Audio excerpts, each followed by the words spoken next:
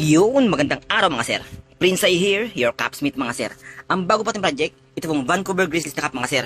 Lilinisan po natin ito at huhulmahin. Ang gagamitin ko po dito panlinis, ito pong Mr. Clean Kicks na cup cleaner. I-spray lang po natin sa part na medyo marumi.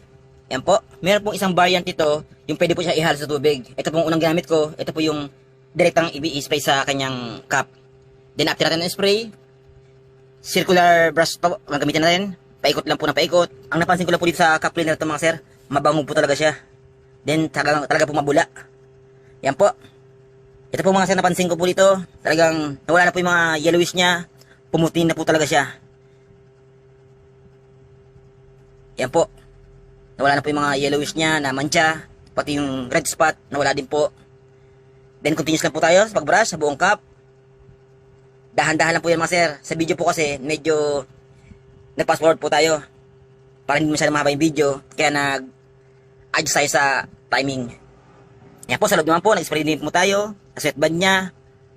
Yan po kailangan kasi po, yan po halos laging pinapawisan. Kaya dapat linisan din po yung part ng sweatband na yun. Then yung buong dome. After po ito mga sir malabahan, babal naman po natin to. Then, pati yung konti, saan po ito inuhulmahin. Yan po. Ito po mga sir, talagang medyo maputi na po siya. Balnawan na po natin. Sa running water lang. Yan po. Then after po nyan, papatuyuin po natin ito mga sir. Mag-drain lang po ito ng konti. Saka po natin ito uhulmahin. Yan po. Paputin na po siya mga sir.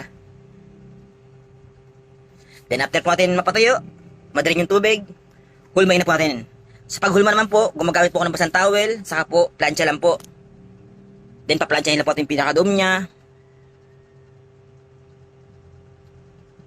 Pag nakuha na po natin yung ating gustong hulma, i-spray po natin ito ng portless.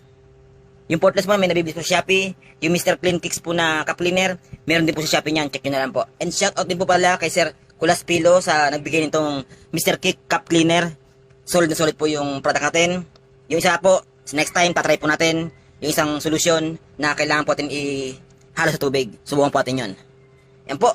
Then pag okay na po yung ating hulma, yung nakuha natin yung gusto nating hulma, saka po natin i-spray na yung mga sir. Ng portless. Yan po.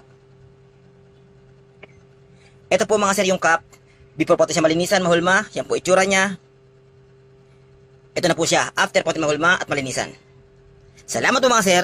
Papalo like and share naman po mga sir. Salamat po.